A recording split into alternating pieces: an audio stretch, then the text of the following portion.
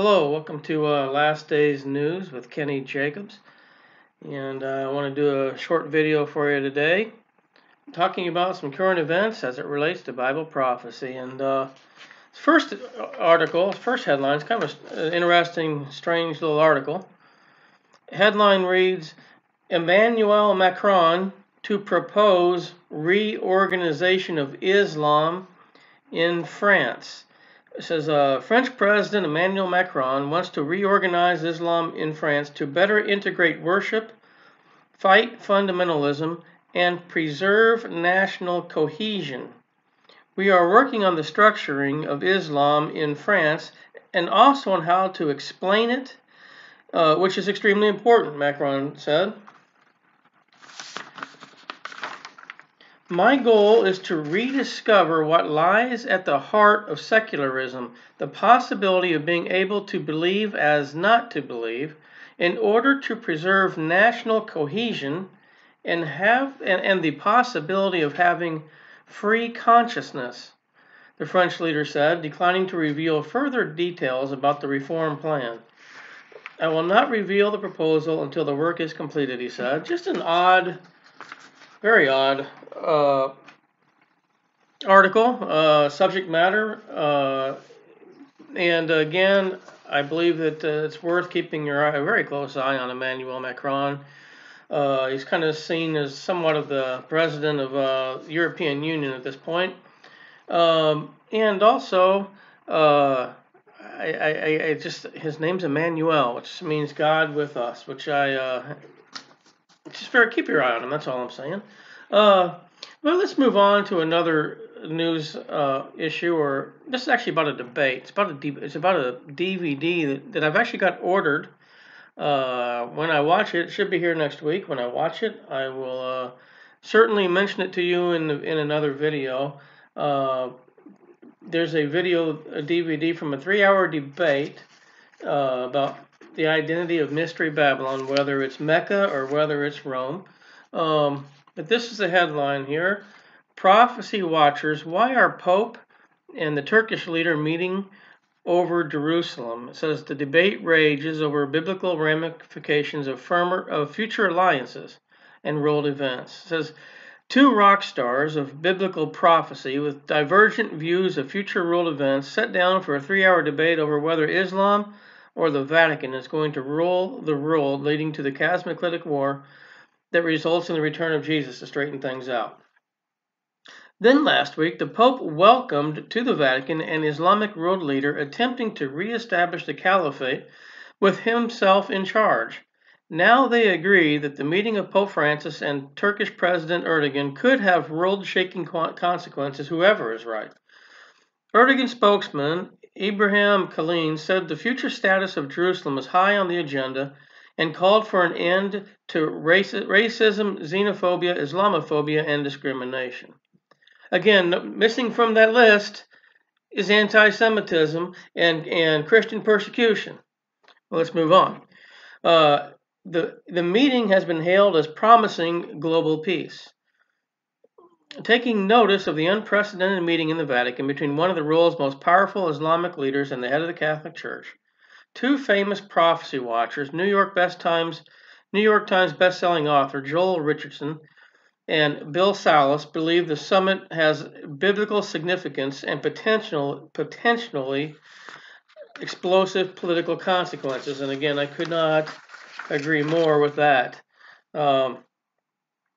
I will definitely give you a review of that debate, and I can tell you, I'll go on record now as saying that I am full agreement with Bill Salas that Mystery Babylon is Rome and under the papacy and the Vatican, and that Islam, which I believe there's sufficient evidence that the Jesuits, or not the Jesuits, but the Vatican, the Roman Catholic Church, helped create Islam. And it's been a big distraction is what it really is. And ultimately, if you read Ezekiel 38, you'll see a war that will wipe out a lot of Islam at the beginning of the final 7-year period of time. And I believe that the Vatican and Pope Francis or the papacy will have a lot to do with that, and be the Antichrist. So that brings me to the next headline. And if you're new to my channel, I've done a few videos in the last few weeks talking about the kings for the final days, that there'd be the Bible in Revelation chapter 17 talks about 7 kings, 5 are fallen, one is, one will continue a short space. And I went through all that, talking about, I believe those kings are the final popes since 1929, when Vatican City became basically a country, and that made the Pope a monarch or a king. And I said that I believe it or not, if you didn't see my videos, that I believe wholeheartedly, and now at this point, that Pope John Paul II will be making a return somehow as part of the strong delusion. And I keep seeing more and more articles that mention Pope John Paul II, obviously, so, ironically. So here we go.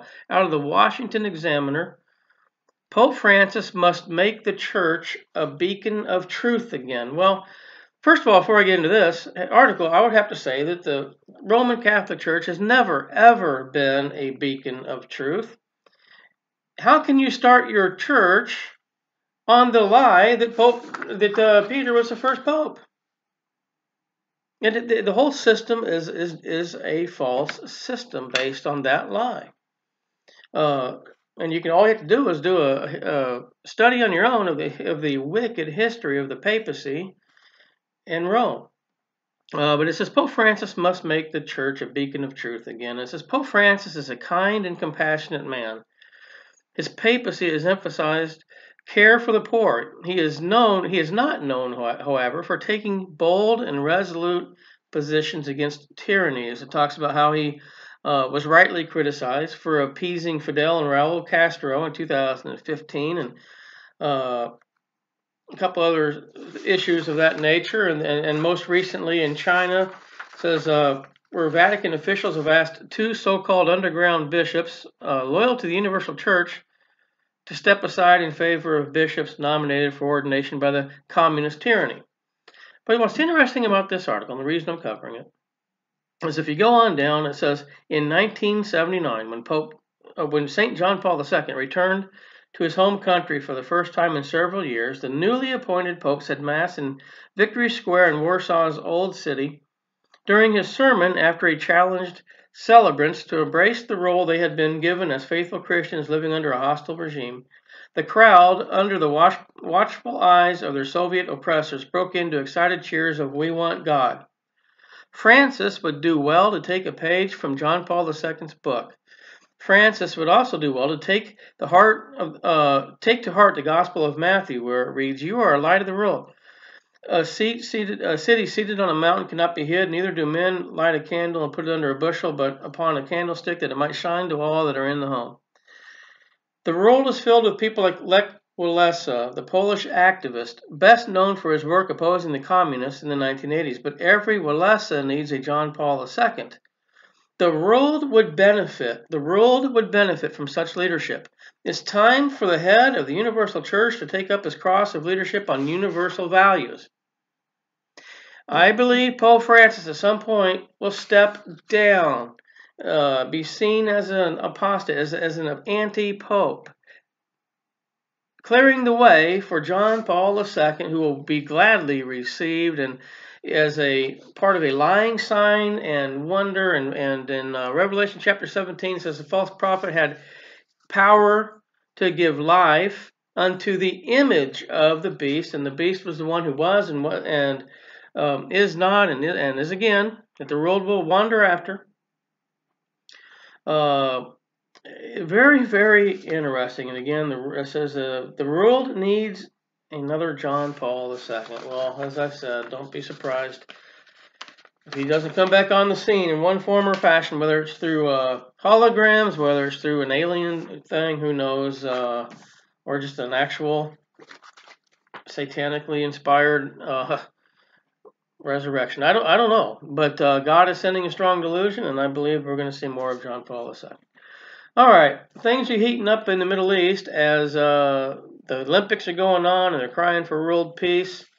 I want to make note again that during the opening ceremonies they had a performance of the song "Imagine by John Lennon, which basically could be the national anthem of the global community, I would say, the coming godless religion, the coming one world system under the Antichrist and the false prophet, which the world is looking for because they want peace, and they've been led to believe that all these wars will go away, that mankind can get along great if there just wasn't religious fighting, and we're all one, and there weren't people who are poor, and we're all on the same planet. Let's get along. Well, all that's going on, and they're calling for peace. It's getting very interesting over in Syria and the Middle East. Here's a headline: Israel to be key player in the next chapter of Syria's war. Says the incident on Israel's northern border on Saturday was not only a significant event for Israel, but a serious incident that shows how the disastrous war in Syria is far from over. Rather, that a new chapter is just beginning, with Israel poised to be a central character. And when you read the Bible, you'll notice that the Bible is about Israel. It's about the Jewish people. It's very much a Jewish book written by mainly Jews. And Israel, the Israeli people, the Jews, are God's chosen people. And Daniel's 70th week is about to begin, where God will turn his sights back to Israel again as the fullness of the Gentiles come in and the age of grace, church age, ends. Here's another headline out of Now the End Begins. Middle East on high alert as Iranian drone crosses Israeli airspace and triggers an attack on Syria. On Saturday night, after hours of consultations with the defense minister and the military chief of staff, Benjamin Netanyahu described the Iranian drone as a brazen attempt to violate Israel's sovereignty and said it was Israel's right and duty to respond. This war is escalating, and keep in mind that Russia and Turkey and Iran are all involved in this. The Ezekiel 38 alignment of Iran, Turkey, and Russia.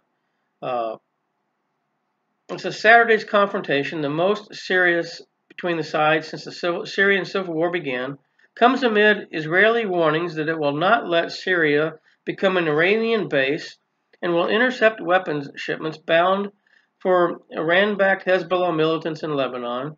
Iran and allied militias have fought alongside government troops against rebels and Islamic factions in the 7-year-old Syrian war. Keep a close eye on what is going on over there. Now, this whole attack was triggered by a drone coming into the Israeli airspace. Now, if you watch the opening ceremonies, they were using drones at the opening ceremonies of the Olympics, and we're seeing more and more of that, which always leads me to think, and especially after what just happened over in Syria and Israel with this drone, it always makes me think about Revelation chapter 9. So let's just read verse 9, Revelation chapter 9, verse 1 to 11. And keep in mind that Revelation is very much a literal book that will be taking place, but there are some symbols in it, symbolic things. Remember, John saw these visions in AD 90 and did not know anything about the technology that we have today as he was explaining things. So Revelation chapter 9, and the fifth angel sounded, and I saw a star fall from heaven unto the earth, and to him was given the key of the bottomless pit.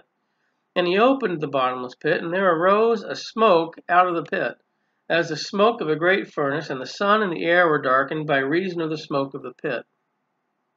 And there came out of the smoke locusts upon the earth, and unto them was given power, as the scorpions of the earth have power.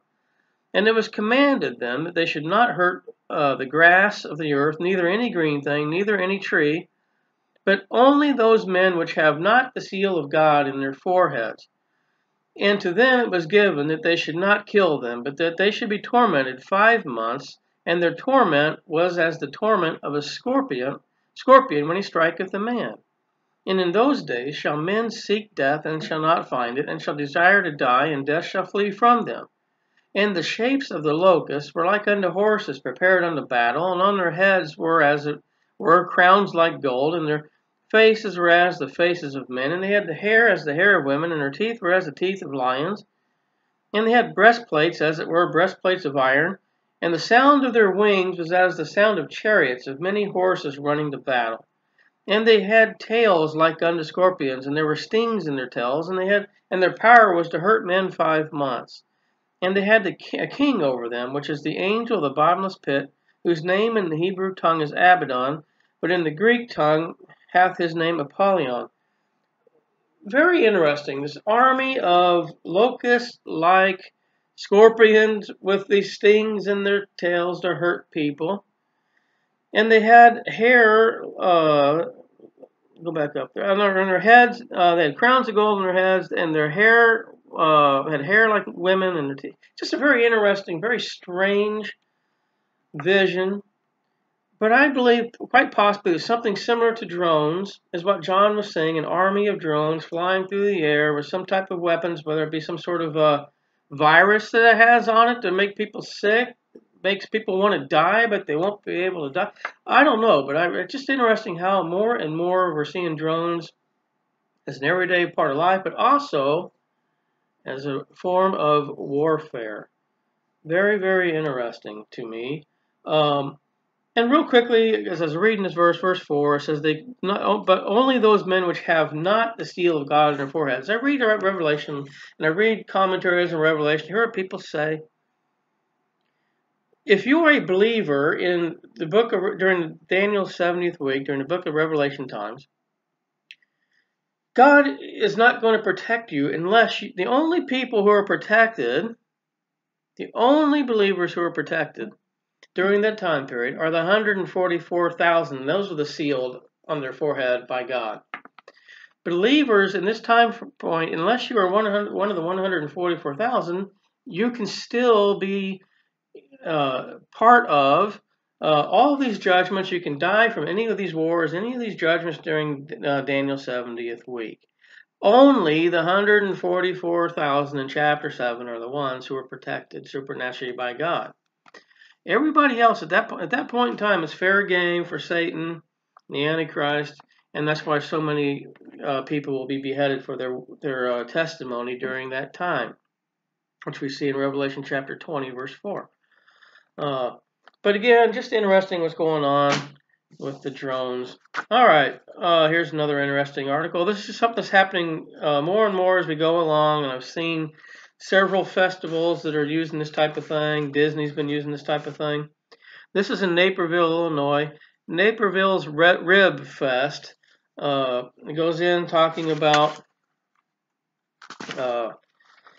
all tickets this year will be RFID wristbands using a radio frequency identification technology that implants a small chip into a device to track information.